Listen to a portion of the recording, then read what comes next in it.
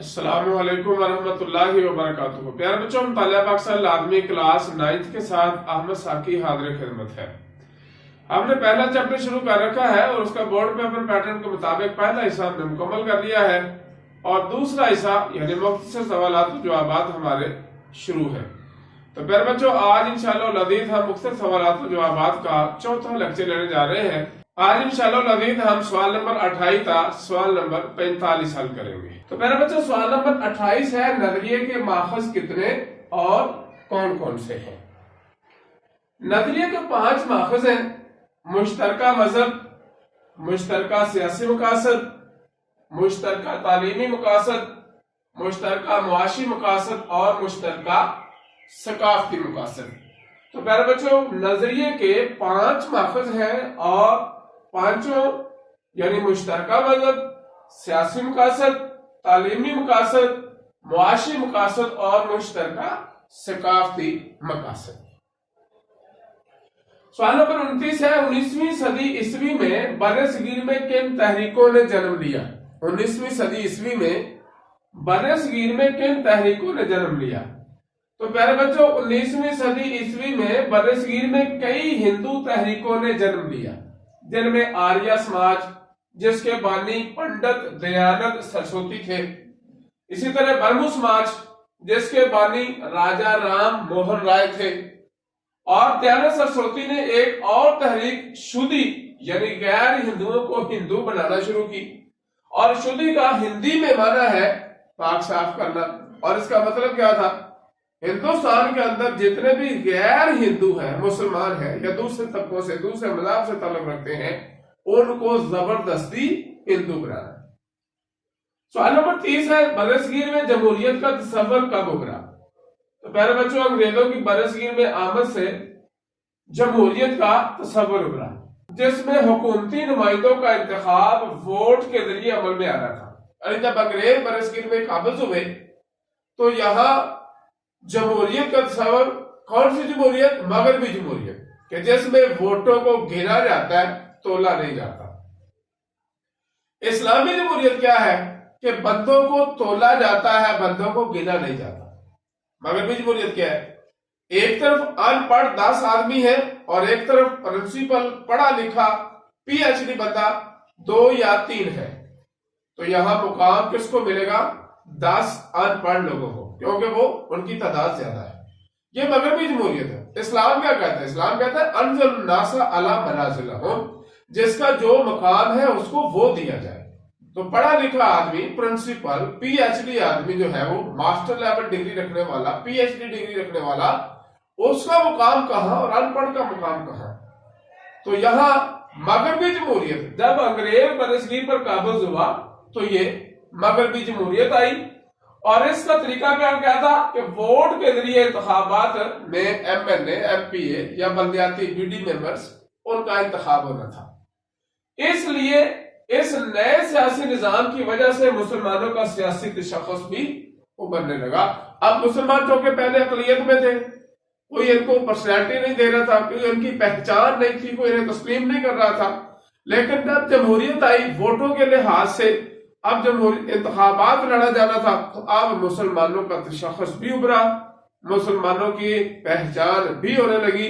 تو اس جمہوریت کی وجہ سے مسلمان جو ہے وہ دوسرے نمبر پر میجورٹی ہندوستان میں بڑھ کر سامنے نظر آئے، یعنی پہلے نمبر پر ہندوؤں کی تعداد اور دوسرے نمبر پر مسلمان۔ سوال نمبر 31 ہے: انگریزوں نے برصغیر پر قبضے کے وقت کون سا نظام تعلیم متعارف کروایا؟ یعنی جب انگریزوں نے برصغیر کے اوپر قبضہ کیا تو یہاں پہلا کون سا نظام چل رہا تھا، کون سا نظام تعلیم تھا، اور انگریز نے قبضے کے بعد کون سا نظام تعلیم جو ہے وہ متعارف کروایا؟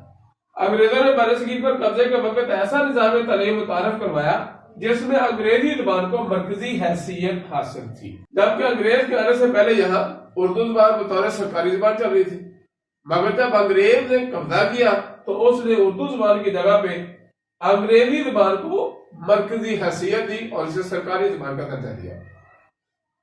مسلم علماء نے انگریزی زبان سیکھنے کو خلاف اسلام قرار دے دیا، تو بہت سے مسلمانوں نے اسے رد قرار دے دیا، کافرانہ زبان کہہ کر کافروں کی زبان قرار دیا جانے کی وجہ سے اسے مسلمانوں نے سیکھنے سے انکار کر دیا، اور یہ سب جس نظریے کے تحت ہوا وہ نظریہ اسلام تھا، یعنی مسلمان علماء نے نظریہ اسلام کے تحت انگریزی سیکھنے سے مسلمانوں کو روک دیا۔ مگر یہ تو بھلا ہو سر سید احمد خان رحمۃ اللہ علیہ کا کہ جنہوں نے مسلمانوں کو سمجھایا کہ جب تک تم انگریزی نہیں سمجھو گے تو انگریز کو کیسے سمجھاؤ گے، اور جب تک انگریز نہیں تمہاری بات سمجھے گا، جو انگریز کے اندر تمہارے خلاف نفرت کا بیج بو دیا گیا ہے اسے ختم کیسے کیا جائے گا۔ تو میرے بچوں سوال نمبر 32 ہے، ہندوستان پر انگریزوں کے قبضے کے وقت کون سی زبان سرکاری زبان تھی؟ انگریزوں کے برصغیر پر قبضے کے وقت سرکاری زبان اردو تھی۔ جب ہندوؤں کا عمل دخل بڑھا تو انہوں نے اردو کی جگہ ہندی کو سرکاری زبان کا درجہ دلوانے کی کوشش کی، مگر پارٹیشن ہونے کی وجہ سے پاکستان میں اردو زبان جو ہے وہ سرکاری زبان قرار پائی، اور ہندوستان میں ہندی زبان کو سرکاری زبان کا درجہ مل گیا۔ میرے بچوں سوال نمبر 33 ہے، اقوام کی زندگی کا اصل محور و مرکز کیا ہوتا ہے؟ یعنی اقوام کی جو زندگی ہے اس کا اصل محور مرکز کیا ہوتا ہے؟ کسی بھی قوم کی زندگی کا اصل مرکز و محور نظریہ ہوتا ہے جو اس کی سوچ کی عکاسی کرتا ہے۔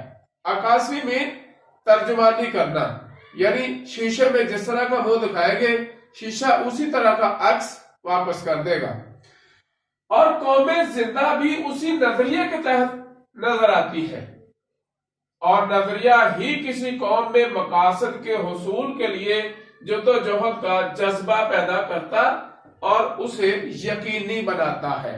کسی بھی قوم کی زندگی کا اصل مرکز اور محور کیا ہوتا ہے؟ نظریہ۔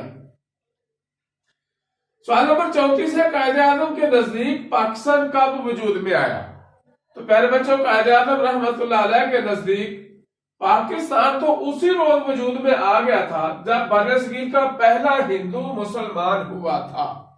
یعنی جب ایک ہندو مسلمان ہو گیا تو گویا اس کا نظریہ اسی وقت ہندوؤں سے علیحدہ ہو کر مسلمان یعنی اسلامی نظریہ قائم ہوا، اور جو مسلمان ہوتے گئے وہ اسلامی نظریے کے تحت اکٹھے اور جمع ہوتے چلے گئے، اور یوں ایک دوسرا نظریہ قائم ہوا۔ اسی وجہ سے ہندوستان کے اندر دو قومی نظریہ کی اصطلاح جو ہے وہ آئی، اور اسی کی وجہ سے پاکستان ایک علیحدہ مملکت بنا۔ تو پیارے بچوں، کیونکہ وہ اسی وقت دوسری اقوام سے الگ نظریہ پر علیحدہ ہوا تھا۔ سوال نمبر 35 ہے، پاکستان کے قیام میں نظریہ کی کیا حیثیت ہے؟ پیارے بچوں، پاکستان کا قیام ایک نظریہ کے تحت عمل میں آیا جو نظریہ پاکستان کہلاتا ہے، اور نظریہ پاکستان کی حیثیت پاکستان کے وجود میں روح کی سی ہے، جس کے بغیر پاکستان کے قیام کا تصور بھی نہیں کیا جا سکتا۔ تو پاکستان کے قیام کے اندر اسلامی نظریہ حیات کی جو حیثیت ہے وہ ایک روح کی سی ہے۔ جس طرح ایک جسم کے اندر روح کی حیثیت ہوتی ہے، روح پرواز کر دے تو جسم جو ہے وہ مردہ ہو جاتا ہے، ڈیڈ ہو جاتا ہے، ایسے ہی پاکستان جو ہے اس کے وجود کے اندر اصل زندگی اس کے نظریے کے تحت ہے۔ سوال نمبر 36 ہے، قائد اعظم نے بھائی چارے کے بارے میں کیا فرمایا؟ یعنی بچوں، قیام پاکستان کے بعد قائد اعظم نے بھائی چارے کے متعلق فرمایا، بھائی چارہ، مساوات اور انسان دوستی ہمارے مذہب، ثقافت اور تہذیب کی بنیادی باتیں ہیں، کیونکہ ہمیں ان بنیادی انسانی حقوق کے ختم ہونے کا خطرہ تھا، اس لیے ہم نے پاکستان کی تخلیق کے لیے جدوجہد کی۔ جب قائد اعظم رحمت اللہ علیہ سے سوال کیا گیا پاکستان کے بارے میں تو قائد اعظم رحمت اللہ علیہ نے فرمایا کہ بھائی چارہ، مساوات اور انسان دوستی ہمارے مذہب، ثقافت اور تہذیب کی بنیادی باتیں ہیں، ان کے ختم ہونے کا خطرہ پیدا ہوا تو ہم نے ایک علیحدہ مملکت پاکستان کی تخلیق کے لیے جدوجہد کی۔ سوال نمبر 37 ہے، سنہری اصولوں پر مبنی اسلامی معاشرے کی اقدار لکھیں۔ سنہری اصولوں پر مبنی اسلامی معاشرے کی اقدار لکھیں۔ مبنی میں بنا ہوا، تو پیارے بچوں سنہری اصولوں پر مبنی اسلامی معاشرے میں درج ذیل اقدار پائی جاتی ہے. اقدار اصولوں کو کہتے ہیں, روایات کو کہتے ہیں. تو نمبر 1 عدل و انصاف, نمبر 2 مساوات, نمبر 3 رواداری, نمبر 4 جمہوریت, بھائی چارہ اور انسان دوستی اور آزادی جیسی اقدار اصول جو ہے وہ سنہری اصولوں پر مبنی اسلامی معاشرے میں پائی جاتی ہے. سوال نمبر 38 ہے اسلام میں کس نظام کو اہمیت حاصل ہے؟ تو پیارے بچوں اسلام اپنی روح میں ایک جمہوری نظام رکھتا ہے جس میں شورائی طریقے کو اہمیت حاصل ہے. شورائی بھی مشاورت, مشورہ کرنا. جب کوئی بھی کام کیا جائے گا, کسی بھی کام کے لیے جب قدم اٹھایا جائے گا تو پہلے مشاورت کی جائے گی, مشورہ کیا جائے گا. جیسے پاکستان میں کوئی بھی قانون بنانے سے پہلے پاکستان قومی اسمبلی میں مشاورت ہوتی ہے, پھر اس کے بعد سینٹ میں مشاورت ہوتی ہے, پھر اس کے بعد یہ کوئی بھی قانون جو ہے وہ سامنے آتا ہے. تو پاکستان میں اسلامی نظام جو ہے چونکہ وہ نافذ ہے, اور اسلامی نظام جو ہے اس میں شورائی طریقے کو اہمیت حاصل ہے. سوال نمبر 39 ہے نظریہ پاکستان کے عناصر کتنے اور کون کون سے ہیں؟ تو پیارے بچوں نظریہ پاکستان کے درج ذیل 5 عناصر ہیں. نمبر 1 عقائد, نمبر 2 عبادات. عقائد مین اللہ تعالیٰ اور اس کے رسول پر ایمان لانے کے بعد اس کی کتابوں پر ایمان لانا, اس کے پیغمبروں پر ایمان لانا, اس کے فرشتوں پر ایمان لانا, آخرت پر ایمان لانا. تو یہ عقائد ہے اور عقائد کا مجموعہ ایمان کہلاتا ہے. عبادات ایمان قبول کرنے کے بعد ان عقائد کے اوپر قائم ہونے کے بعد عقائد کے بعد عبادات کا درجہ آتا ہے, اور عبادات جو ہے یہ عبادت کی جمع ہے. اس میں کلمہ توحید و رسالت کے بعد نماز, پھر زکوٰۃ, پھر روزہ, پھر حج. تو یہ اس کے 5 ارکان ہیں, اور عبادات کے مجموعے کو اسلام کہتے ہیں. اس کے بعد قانون کی حکمرانی, اخوت و مساوات اور عدل و انصاف. یہ درج ذیل 5 عناصر ہیں جو نظریہ پاکستان میں پائے جاتے ہیں. سوال نمبر 40 ہے اسلامی نظام کی اہم خوبی کیا ہے؟ تو پیارے بچوں قانون کی حکمرانی اسلام کے نظام کی اہم خوبی ہے. اس کی بنیاد اس تصور پر ہے کہ قانون کا سرچشمہ اللہ تعالیٰ ہے. قانون کا سرچشمہ کون ہے؟ اللہ تعالیٰ. قرآن اور اسوہ رسول صلی اللہ علیہ وسلم قانون کی بنیاد ہے. کسی بھی ملک کا اسلامی قانون جب بنے گا یا کسی بھی فرد کے لیے جو اسلامی قانون ہے وہ قرآن اور اسوہ رسول کو پیش نظر رکھتے ہوئے بنایا جائے گا. بادشاہ اور غلام برابر مقام رکھتے ہیں اور جمہوریت کی روح موجود ہے. تو اسلامی نظام کی اہم خوبی کیا ہے؟ اس کی بنیاد اس تصور پر ہے کہ قانون کا سرچشمہ اللہ تعالیٰ ہے, اور قرآن اور اسوہ رسول قانون کی بنیاد ہے جس کے تحت بادشاہ اور غلام برابر مقام رکھتے ہیں اور جمہوریت کی روح اس میں موجود ہے. سوال نمبر 41 ہے اخوت کے بارے میں نبی کریم صلی اللہ علیہ وآلہ وسلم کا ارشاد گرامی لکھیں. تو پیارے بچوں نبی کریم صلی اللہ علیہ وسلم نے اخوت کے بارے میں ارشاد فرمایا کہ ایک مسلمان دوسرے مسلمان کا بھائی ہے, وہ اس کے ساتھ دھوکہ نہیں کرتا, اس کے ساتھ خیانت نہیں کرتا اور اس کی غیبت بھی نہیں کرتا. صحیح ترمذی 2747. یعنی یہ حدیث جو ہے ترمذی شریف کی ہے اور حدیث کا نمبر ہے 2747. تو پیارے بچوں نبی کریم صلی اللہ علیہ وسلم نے اخوت کے بارے میں مسلمان کو مسلمان کا بھائی قرار دیا ہے, اور ایک بھائی دوسرے بھائی سے دھوکہ بھی نہیں کرتا, اس سے خیانت بھی نہیں کرتا اور اس کی غیبت بھی نہیں کرتا. سوال نمبر 42 ہے علامہ اقبال رحمۃ اللہ علیہ نے مساوات کا درس کیسے دیا ہے؟ پیارے بچوں ڈاکٹر علامہ محمد اقبال رحمۃ اللہ علیہ نے اسلامی معاشرہ میں مساوات پر زور دیتے ہوئے فرمایا ایک ہی صف میں کھڑے ہو گئے محمود و عیاس. نہ کوئی بندہ رہا نہ بندہ نواز، یعنی سب چھوٹے بڑے شاہ گدا ایک ہی صف میں کھڑے ہو گئے، بادشاہ اور غلام ایک ہی صف میں کھڑے ہو گئے۔ اب یہاں کسی کی بادشاہی یا کسی کی غلامی ان میں تفاوت اور فرق نہیں کرتی، تو یہاں اسلامی مساوات میں سب برابر ہے۔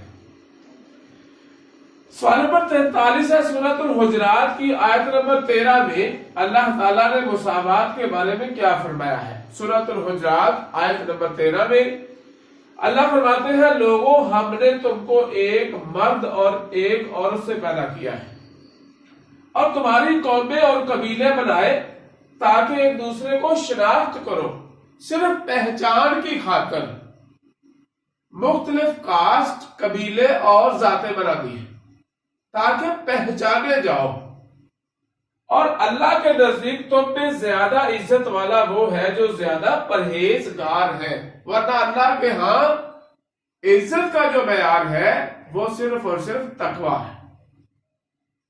اور یہ سورۃ الحجرات آیت نمبر 13 کا ترجمہ۔ سوال نمبر 44 ہے، کیا علامہ اقبال ہندو مسلم اتحاد کے حامی تھے؟ ڈاکٹر علامہ محمد اقبال رحمۃ اللہ علیہ، جنہوں نے 1930 الہ آباد میں الگ ملک پاکستان کا تصور دیا، مفکر پاکستان، کیا وہ ہندو مسلم اتحاد کے حامی تھے؟ کیا وہ پاکستان نہیں چاہتے تھے؟ تو پیارے بچوں، جی پہلے علامہ اقبال بھی ہندو مسلم اتحاد کے حامی تھے، لیکن ہندوؤں کی تنگ نظری نے جلد ہی علامہ اقبال کو اس بات پر سوچنے پر مجبور کر دیا کہ وہ الگ ملک کا مطالبہ کریں، جس کا اظہار انہوں نے 1930 خطبہ الہ آباد میں کیا۔ پہلے علامہ اقبال بھی ہندو مسلم اتحاد کے حامی تھے، جیسا کہ پہلے سر سید احمد خان رحمۃ اللہ علیہ بانی اول پاکستان بھی ہندو مسلم اتحاد کے حامیوں میں سے تھے، لیکن سر سید احمد خان رحمۃ اللہ علیہ نے 1867 میں جب اردو ہندی تنازع پیدا ہوا تو تب ہی دو قومی نظریے کی اصطلاح استعمال کرنا شروع کر دی تھی، اور علامہ اقبال رحمۃ اللہ علیہ نے جب ہندوؤں کی تنگ نظری کو دیکھا تو 1930 میں الہ آباد میں اپنے خطبے میں الگ ملک کا مطالبہ کر دیا۔ سوال نمبر 45 ہے، اسلام سے پہلے قوموں کی تباہی کی اصل وجہ کیا تھی؟ تو پیارے بچوں، نبی کریم صلی اللہ علیہ وآلہ وسلم نے فرمایا، تم سے پہلے قومیں اس لیے تباہ و برباد ہو گئی کہ ان میں جب کوئی بڑا جرم کرتا تو اسے سزا نہ دی جاتی، اور چھوٹا جرم کرتا تو حدود لاگو کر دی جاتی۔ یعنی اگر کوئی صاحب دولت، صاحب ثروت یا حکمران یا کوئی بڑا طاقتور آدمی کوئی جرم کرتا تو وہ سزا سے بچ جاتا، لیکن اگر کوئی اسٹینڈرڈ لو والا یعنی چھوٹے درجے والا کوئی عام آدمی چوری کرتا، کوئی اور گناہ کرتا، کوئی جرم کرتا تو اس پر حد لاگو کر دی جاتی تھی۔ تو اللہ کے نبی صلی اللہ علیہ وسلم فرماتے ہیں، خدا کی قسم اگر فاطمہ بنت محمد صلی اللہ علیہ وآلہ وسلم بھی چوری کرتی تو میں اس کا بھی ہاتھ کاٹ دیتا۔ تو پیارے بچوں، یہ صحیح بخاری شریف کی حدیث ہے، حدیث کا نمبر ہے 6787 یعنی 6787۔ تو پیارے بچوں، اللہ کے نبی صلی اللہ علیہ وسلم نے یہ ارشاد گرامی اس وقت فرمایا جب بنی مخزوم قبیلے کی فاطمہ نامی عورت کی چوری پر حد سے بچانے کے لیے سفارش کی گئی، تو آپ نے اس کی سفارش کے جواب میں یہ ارشاد گرامی فرمایا کہ پہلی قوموں کی تباہی کا اصل وجہ یہ تھی کہ ان میں جب کوئی بڑا جرم کرتا تو اس کو چھوڑ دیا جاتا، اور جب کوئی چھوٹا جرم کرتا تو اس کے اوپر حد لاگو کر دی جاتی۔ پچھلے لیکچر میں سوال نمبر 15 میں سر سید احمد خان رحمۃ اللہ علیہ نے مسلمانوں کو انڈین نیشنل کانگریس میں شامل ہونے سے کب روکا؟ تو غلطی سے 1985 لکھا گیا ہے، غلطی درست کر لیں۔ سر سید احمد خان رحمۃ اللہ علیہ نے 1885 میں مسلمانوں کو انڈین نیشنل کانگریس میں شامل ہونے سے روکا، ایک سیاسی پلیٹ فارم محمدن ایجوکیشنل کانفرنس کے نام سے پیش کیا، اور 1885 میں انڈین نیشنل کانگریس میں شامل ہونے سے روکا تھا۔ پیارے بچوں امید ہے کہ آج کا لیکچر جس میں آپ نے سوال نمبر 28 تا سوال نمبر 45 یعنی 17 سوالات حل کیے بآسانی سمجھ چکے ہوں گے۔